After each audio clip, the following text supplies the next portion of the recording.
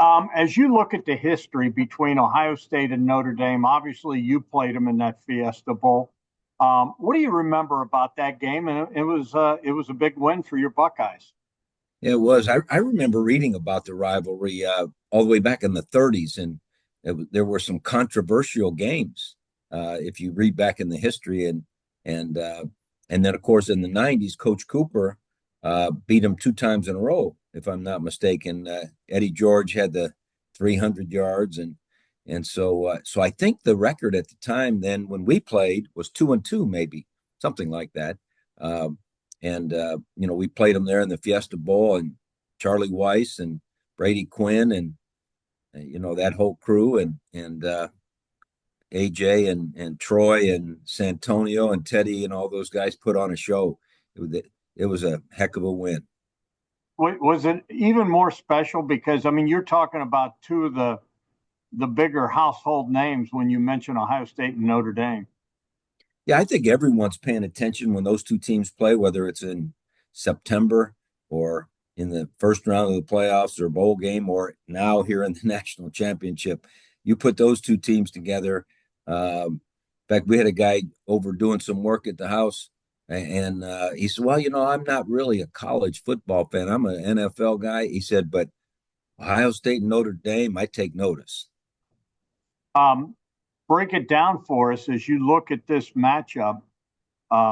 And trust this has been an amazing run ever since that loss to Michigan. Beating seventh ranked Tennessee, top ranked Oregon, uh, third ranked Texas, and now they get fifth ranked Notre Dame. This is unprecedented.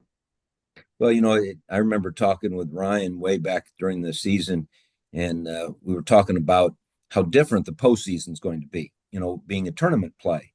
And, the health of the team's going to be critical. The mindset of the team's going to be critical. And the knowledge that if you get in the tournament, you're probably going to have to beat four top 10 teams in a row. And so we've done three of them. And, you have to be so proud of those kids. But I think both teams in this case have gone through some tough times. Notre Dame with that early loss to Northern Illinois. Everyone had kind of given them up, you know, off with their heads. We had the tough loss at the end. Everyone, was all mad at us. Both teams, you can tell, have great coaching staffs and great kids because they let those distractions go elsewhere, and they looked in the mirror and said, here's what we've got to do to get better, because we know we're capable. And to their credit, they've marched on, and I do think Ohio State's path has been pretty darn difficult. When you start talking about the teams we've played, Notre Dame having to beat Georgia, who I think was a little bit banged up, a little bit not quite Georgia. Uh, I wasn't sure how the Notre Dame Penn State game would go, because I have a lot of respect for Penn State and how good they are, and I know how tough they played us. And but there's two battle tested teams coming in to find out who's number one. You know, uh, Break it down for us. Obviously, I think on paper, Ohio State's the better team, but they cannot have nine penalties. They cannot turn the ball over. And I would think Notre Dame's game plan is to try to eat clock and have long, sustained drives running the football. Well, I think both teams want to control the line of scrimmage, which means run the football or stop the run. Um, you know, I think I think the probably the biggest advantage we might have is in the receivers. You know, I think Notre Dame's receivers are a little bit younger, untested, um, and they haven't gotten near the production and so forth. It's hard to get better than number four and number two. I mean, those two guys are really good for the Buckeyes. Um, but I think you said the whole key is you said what will be the difference for the team that wins the game. And it's going to be all those things that contribute into being a team, not making mistakes, not having penalties, not turning it over, uh, doing the fundamentals, handling the emotional momentum swings in the game. And so I don't know that you ever know in these games exactly how they're going to go.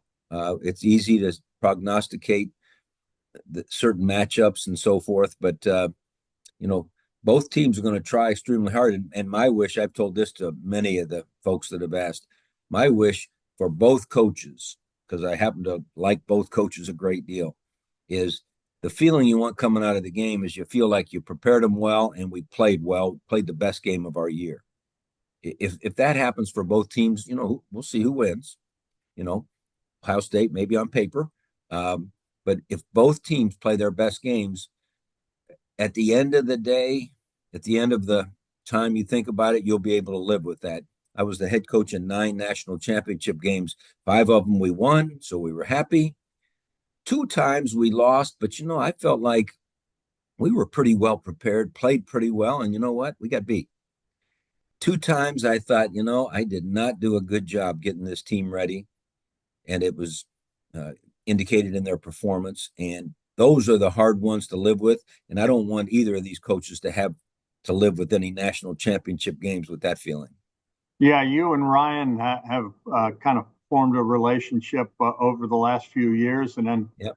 obviously Marcus played for you. Yep. It's torn a little bit, aren't you? Well, it's so much fun to watch guys grow, and I love sitting talking to Marcus and having him ask questions when the phone rings and it's Ryan and he says, "Hey, what do you think about this?" And you're sitting and I had a chance to be at practice a little bit more. I know the kids from Ohio State a little bit better because I was at practice more, and I was at a couple games, whereas at Notre Dame I was at one game. But just watching these guys grow, getting to meet these players. These 2 teams have a bunch of first-class kids, man. I mean, to me, this game is good for college football. These are the kind of young men that, do the right things on and off the field, and you love the fact that they get to play in this spotlight. So yeah, it's a lot of fun at this stage in my career to be able to, just be an ear and a sounding board and whatever, and an observer. It's been a lot of fun watching them both. A lot of people have all but given the national title to Ohio State, and I said, "Hey, not so fast! Don't sleep on Notre Dame." No, right. I said, I tell them I know Marcus Freeman. I covered Marcus Freeman, and I know what he's about. They're going to play great defense, and they're going to be well coached. And Marcus Freeman's the real deal, isn't he, Tress? Oh yeah, Marcus has done a great job. He's been a student of the game. He's put a good staff together. He relates well with the players. He's a great question asker, as is Ryan. Ryan's a great question asker. And those positions sometimes are lonely. You don't really have anyone to talk to, so it's been fun, kind of just being a sounding board for both of them. But no, you better not sleep on it in this game. Better not sleep on anyone. And here's the hard part. Think back to when we played Miami, and clearly I don't know, it was 18-point favorites and so forth. We knew how good they were. I'm not sure they knew how good we were. But what happened was when we came out of the gates, and remember, Kenny Peterson got that early sack, and our defensive line dominated their offensive line. The shock hit them. Not that they couldn't adjust, or not that they couldn't come back from that shock, but I don't think they'd been thinking for 40 days that they were going to face that. And they fought back, and they got it back into overtime. The game should have ended in regulation because Gamble wasn't out of bounds. But anyway, so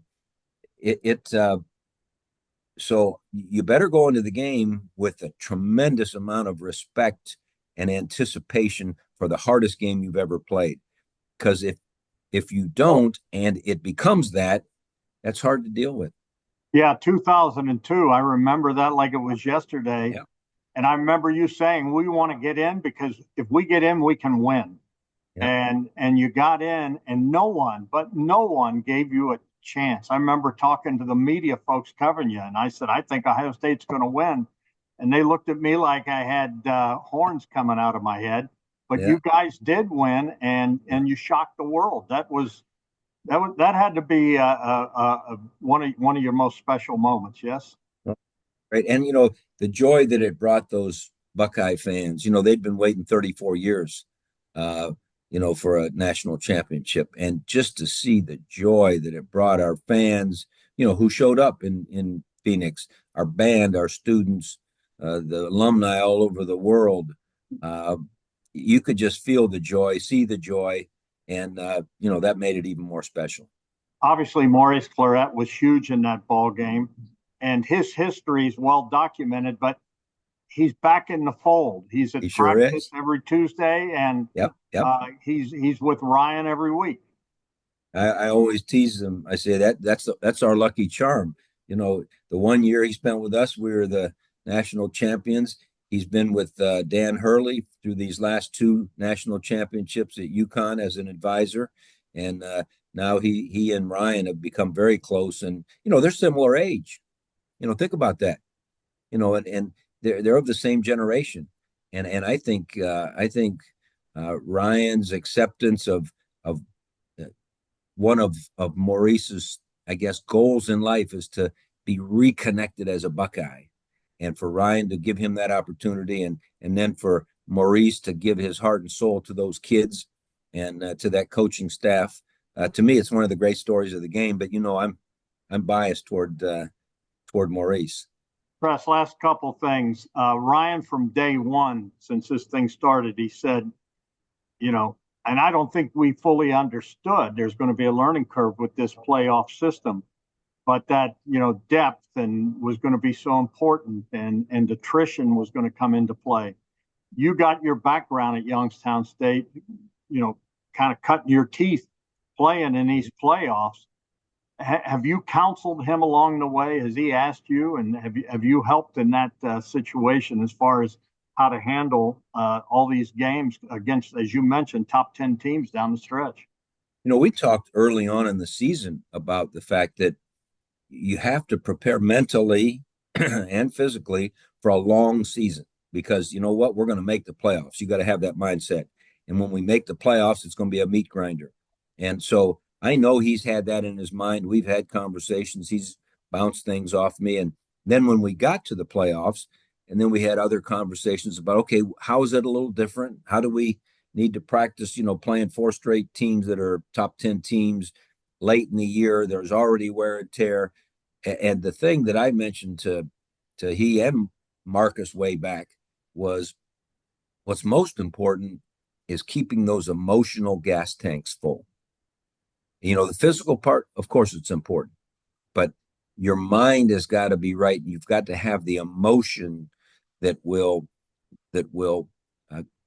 sustain and will continue. And that's, to me, as I look back to the Youngstown State days where we would play. Heck, we played 4 straight years, 15 games. And there's an emotional tax on the players, the coaches, the fans, everybody else, and we've got to keep those emotional tanks full. And we just need one more full tank, for Monday, and then we can have an empty tank for a minute. All right, I'm gonna put you on the spot, and you're vested. I know you love Marcus, and I know you and Ryan, and you're a Buckeye through and through. How do you see it? Who wins and why? Well, I'm not going to predict that. I mean, I've been around you for a long time. You called me the senator because I never made decisions. But I really don't know. Again, all I think about is I want these teams, both of them, these two coaches, to play the best game they've ever played. Who knows who's going to win if that happens, and who knows what play is. I told someone earlier in the week, Mike Krzyzewski one time was asked the question, what's it take to win a national championship? And he said, one play. The problem is you don't know which play it is. So you better play every play like it's the one that's going to win the national championship. So, I'm not going to answer that question. I'm going to stay, non-predictor mode. But I'm excited to see the game. And just like when I coached against Mark D'Antonio and when he was at Michigan State and Cincinnati, when you're in those situations where you don't apologize for wanting to win, but you also know the guys on the other sideline a great deal, you just want those games to get over. So I hope this game gets over with and both teams play great.